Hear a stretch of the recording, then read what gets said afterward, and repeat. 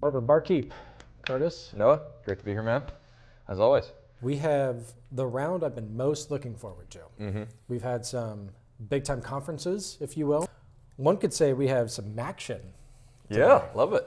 Love it. I'm excited. Action on like Wednesday nights, man. Nothing beats it. So right now, essentially what we were trying to do was we left out Brown Foreman. We left out Wild Turkey. We wanted to get in some distillers that don't give a lot of love. Yeah, they don't belong under a large umbrella, if you will. And that is our Cinderella bracket. Yeah, we had some Cinderellas in previous brackets that knocked on the door and just couldn't get it open.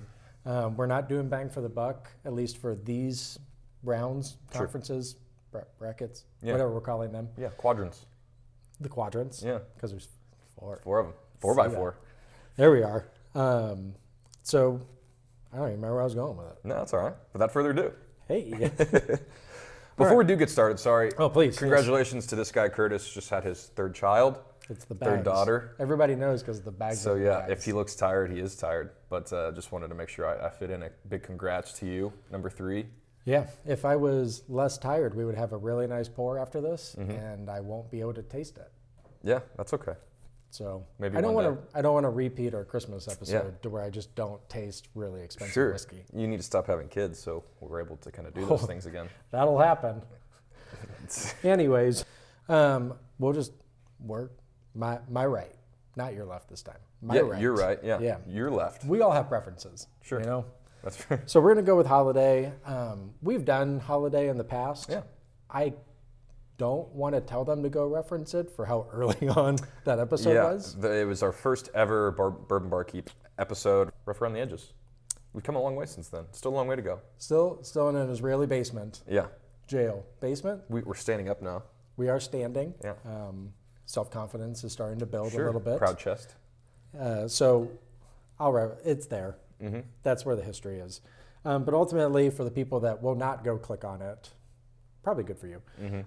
This is by Holladay Distillery. This is out in the Kansas City area, if you will. Yeah, boondocks a little bit, but we shout them out a bit. This was actually our #1 bourbon of the year last year, with bang for the buck taken into consideration.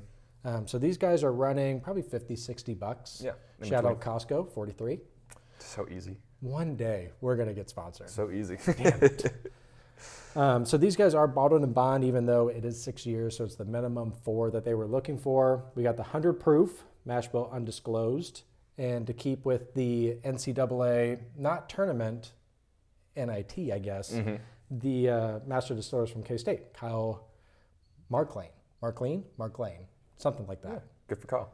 So moving on from Holladay, since we went there, Lucky 7. Yeah. Absolutely gorgeous bottle. We got 2 beautiful bottles. Lucky 7's in the running for way up there at this point. So these guys are going to be 9 years old. Okay. Also 100 proof. They pride themselves on being the quintessential bourbon tasting notes. Cool. Okay. Your brown sugars, your caramels, your just traditional, straightforward, right up their alley. Yeah. I mean, it depends on, is your quintessential bourbon Old Crow, or is it something else? Sure. I don't know, but hopefully this is better than Old Crow. Yeah. The namesake is derived from the infamous Stage 7 in Hollywood, California, where some of the greatest movies in cinema history were ever made. So these guys do kind of come out in batches. What's cool about Lucky 7 is you can actually order on their website. We get no money for that, so enjoy. But you can actually, they do ship nationwide. Okay. So outside of Hawaii, because they have plenty to do and look at. I was going to say, if you're in Hawaii, I don't know if you're getting bourbon delivered. You're probably surfing or something cool. You would think. Yeah. So if this wins and it sounds good, it's there. Cool. The other ones, I will plug this actually. Yeah. At least this guy for sure. In the description below on Love Scotch, they're sold there for I think like $59. I know it's under 60 because I've just bought one on there recently. But we supply a link down below for at least these 2. Yeah. Maybe this one, but definitely these 2. Cool. Yeah. So that's down there. All right. So yeah, I'm taking over, starting with James Pepper here. James Pepper was a colonel, which is kind of cool. And a 3rd generation distiller, started with his grandfather, then went down to his father. And then he, being that third generation there. Nothing like being passed down a full distillery just to Yeah, that'd be cool. set your career going. Good luck, I guess. Started in the 1780s, American Revolution time, was the Old Pepper Distillery. So yeah, James Pepper was third generation. James's father passed away, unfortunately, when he was a minor. So instead of gaining the distillery for himself at that time, Nancy, his mother, took it over. James was unhappy, as you can expect. You know, you think something in the will's for you, and it turns out it's not. But Well, especially when like you can't drink. Yeah. You're like, hey. Hey, now I can't. No, you can't. You're a minor. I tell you what, that rug was ripped out. But he took her to court, as it turns out, and won. That screams bitterness. So yeah, that's right, suing your own mom. But anyway, he did win, so the Old Pepper Distillery is now in James's name, and another colonel by the name of E.H. Taylor was in the picture as well. He was a friend of the Pepper family, took James under his wing, so to speak, and tried to help him build up this distillery. They kind of commingled their finances, unfortunately, and E.H. Taylor found himself in some financial trouble. So the colonel ended up selling his shares, which in turn made James sell the company because he couldn't afford it anymore. So you got accounts intermingled and colonels just bleeding money. That's what I gathered, yeah. James sold the distillery, went up to New York for a while, and then decided years later to come back to Kentucky and try again. Joined up his forces with a guy named, let me get this right here, George Starkweather. Now that is a strong name. Wow. George Starkweather. And Just an elite polo player. I mean, goodness, that dude is a all-star. But anyway, they put together enough of capital to buy Henry Clay Distillery, which sounded familiar. I'm not sure if you're familiar. Henry Clay. Sounds thick. Strong name as well. Anyway, they bought Henry Clay's distillery and they renamed it the James E. Pepper Distillery, and that is what we have come to know today. Okay. So that's the story behind the distillery. The bottle specifically, mash bill, is undisclosed. The age is a blend of 5.5 years, according to their website. Okay. So not crazy old, but not super young either. And the proof we are sitting, depends on the batch. This is 0010. It sits between 105 and 110 proof. This one is 107.4. Oh, I didn't know that. Yeah. Okay, cool. Last but not least, there's not too much to this story. A guy by the name of, let me get this right here, Dave Schmeier. Not as strong a name. No, that's a guy I feel like I could take his parking spot. Sure. We'll go David. Sounds stronger. David Schmeier. When you say Schmeier, That's true. you call him anything. He started Proof and Wood in 2015 with his goal being to invest in, develop the best brands in spirits, not only bourbon, not only whiskey in general, but you know, gin, vodka, all that stuff. And that is kind of where Proof and Wood came to be. And then not long after that, Tumblin Dice, the brand itself, came around. They have, Okay. I believe, a 4-year bourbon, a 6-year bourbon, a 7-year bourbon. What's cool is that the only way to really tell how old the bourbon is to look at the dice on the front label. 3 and 4. Mexican. So this is a 7-year single barrel proof bourbon. The mash bill is a heavy rye mash bill. We're looking at 36% rye, so that's up there. 60% corn, Yeah. and then 4% barley. Well, this is coming from MGP. Yeah, it's an NGP product Yeah. as well. Yeah. So that's Dave Schmeier is not like an actual Schmeier's not doing anything with his bourbonier. hands. Yeah. He's he's outsourcing. Yeah. But he did develop what seems to be a really cool brand, and the juice itself, we tried last year, obviously, really, really good. This is a little hotter, coming in about 114 proof, I believe 114.4. Yes. Okay. But without further ado, man, we usually start left hand, move across. It's like a great tradition for you. To you guys, thanks for being here. The final quadrant before our final 4 next week. Looking forward to it. Get some spice coming through here. Well, dare I say rice spice? I'm gonna go. I get like a spearmint for sure. Yeah, I mean I go rice spice and then oak. This is like the wintergreen 5 gum. They're just long-lasting flavor, everlasting, some would say. Yeah, I'm with you. There's some oak there I as gotta be well. honest with you, there's not much else coming out outside of that mint and oak. Yeah. Let's see if we can find something, man. There's no way. Ooh. That's really good. The mint is turned down a little bit, but it's still kind of there. Yeah, still a decent amount of spice. much sweeter on the tongue. I know which one this one is, because do you want me to tell you the notes that I get now? Sure. Peach, vanilla bean. That cinnamon's starting to come up a bit more. And it is delightful. But nice finish, not overly warming, but I know that it's there. That's going to do well. Moving on. I like that a lot. I mean, I feel like I got to like extra swirl now. Overcompensate. It is chilly down here. Oh, this is very sweet. Yeah, this goes like a grape gum, like a bubblicious.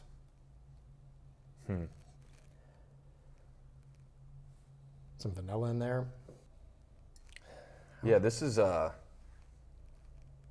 those nerd ropes? Absolutely. Love them. That's what I'm getting. It's a shame that red dye's like poison. It's a real shame because those nerd ropes are phenomenal. Yeah, see, I was under the assumption it was just like grape jelly the entire time, but just like hardened a little bit. It's not. I think if you keep thinking that, It's I fine. don't think it can affect you. Yeah, I think it's fine. Yeah, We're gonna have really them. sweet. Good nose. So we're not going positive the entire way across. The more I've swirled, I get like a Band-Aid, not dirty, like a fresh Band-Aid. Just like a new rubber smell. Like the cloth ones. Yeah. So Oh, okay. like- I know what you're talking about. Yeah, the rubber ones I feel like are stretchy, like the cloth ones are Right. all-purpose. I start to get that smell, turning me off a bit. But that's, you know, maybe like a damp oak, Band-Aid, but grape.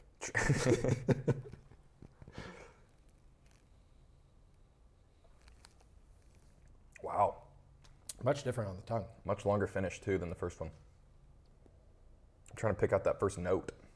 I feel It's like escaping me. I have two different finishes than glass A than glass B.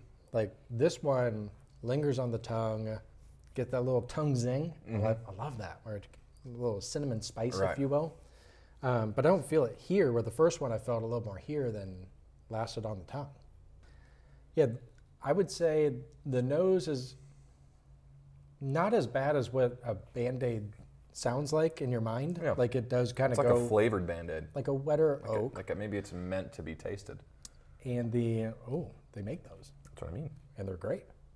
But you have like maybe like a toasted or burnt caramel, like it's a little dark, but I wouldn't sit there and go dark brown sugar. Oh, yeah. Yeah. Like that. This is sweet as well, but a different type of sweetness. This isn't like a candy cherry sweet. This is like a deep, Yeah, I'm going like a raisin. even a craisin. See, I don't get the sour of like a cranberry, for me at least. Like I would stick with another dried, Sure. like prune. No, Yeah, not prune. 'cause I don't Fig. get- I'm going to go fig and raisin. Okay. I get the fig for sure. I don't get like fruitiness with a raisin, Okay. but I get like a little more fruitiness here, which is why I said cranberry. Yeah, pretty good. It's probably my favorite nose of the three. Very good. Very oily. I like that. Just kind of lets it know it's there. Expands on the tongue. Very nice. Decent amount of oak on there. Yeah, that's just really, really solid. Good finish. Sits at the back of the throat. This one just kind of sits in a beanbag of sweetness. Yeah. And once again, like very traditional notes to where I wouldn't sit there and like dive into what type of pastry it is, but you have your oak, caramel, vanilla. I mean, it's just Pretty straightforward. straightforward. But high quality nonetheless. That's where I was going to high quality. So far, Yeah. it's going to be an absolute free-for-all between glass 1 and 3 is kind of where I'm at right now on first walkthrough. That finish is interesting. It's like, it's not like overbearing. Like the tingle is really light. It just kind of like fades away. Like, you know how songs will fade out? Oh, I hate Like- that.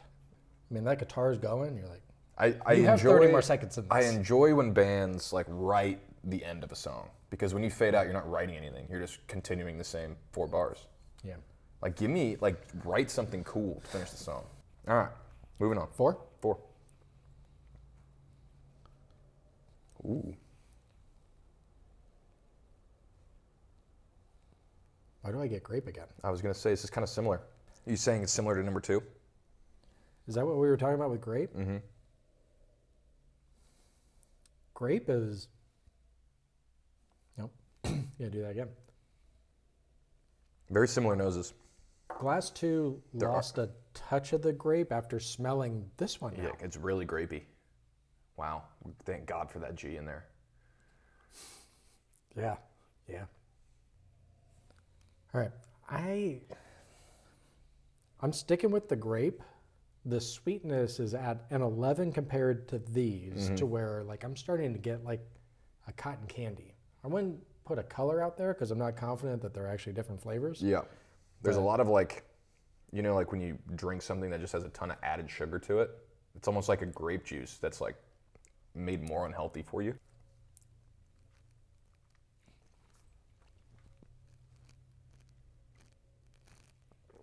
The grape's toned down a little bit, but it continues for sure. Like it's still heavy grape. My God, that's sweet. All right.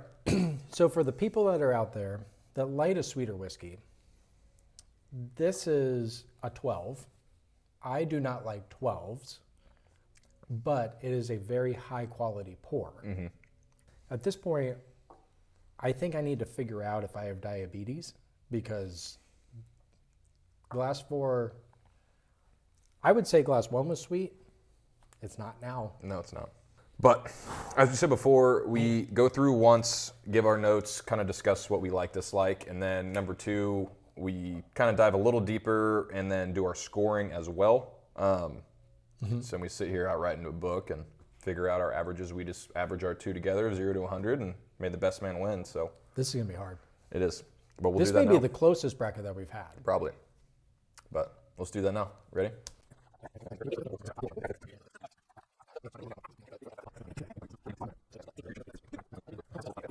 Okay, we're back. I needed to commit more to that. We're back. I committed that time. Yeah, sounded better. So we have our scores. As I said, we went through a second time, kind of dove a little deeper for ourselves.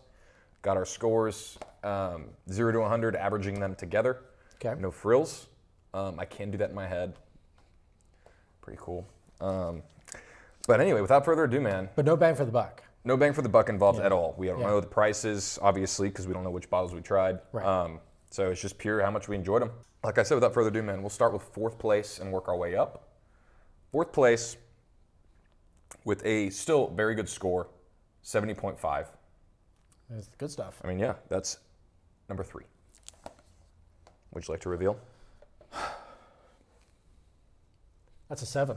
Lucky number 7. So it's Who's still a this? really good bottle, but finished 4th somehow. Somehow, some way. Does that beat Heaven Hills for you? What's funny is that would have been the best score in last week's categories in last week's competition by a relatively significant amount. A full 3 points higher. Really enjoyed it. Yeah. Like That beats was, anything from Heaven Hill. That was my fear doing this round was I just had that gut to where I'm like, this is going to be better. Yeah. than Well, that's part of the many problem is that we picked basically our 4 favorite bottles that aren't in a large distiller. So it's like all 4 of these we kind of knew coming in are going to be damn good. So that is, take that for what it's worth. But going into 3rd place now with a... This is when it was splitting hairs. Sure. Yeah. I mean, it was tough. These top 4 were tough. But Yeah, I would say we had 2 weeks to where we were like, is it that good? yeah. Not this week. 3rd place with a score of 73. That is bottle number 4. 4. Mr. Pepper of the James variety. Really good bottle. I was kind of rooting for like a kernel on kernel just battle. Would have been sweet in Final Four matchup. But yeah, I mean, if we're splitting hairs, like we said, it's a touch too sweet. If I could edit your sentence when you said a touch, I would just Cut the touch in half. Okay.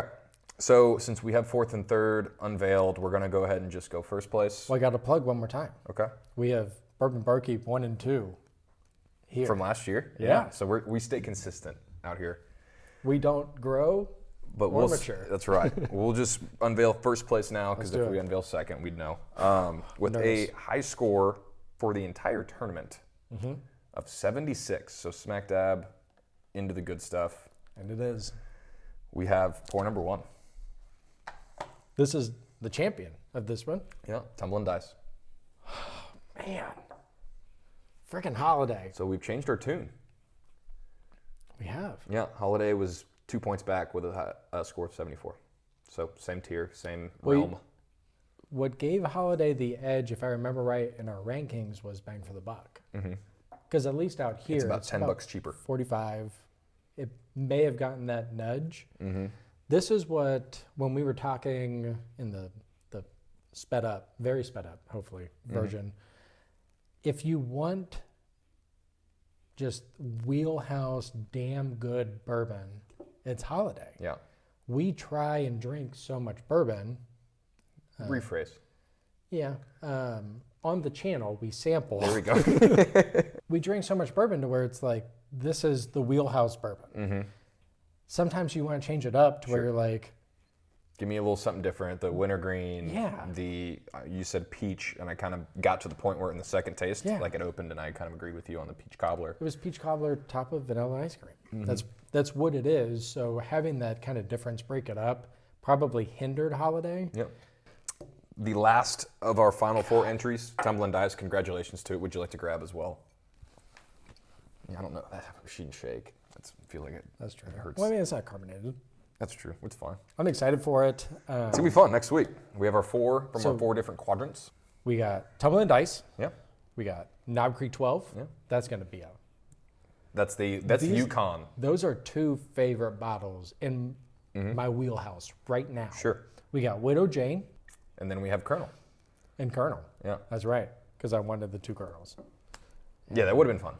But anyway, congratulations, Tumblin Dice. Thanks for being with us another week. Looking forward to our final 4 next week, man. To you. We'll Wow. cheers a real bourbon, actually, not just knuckles. To you guys.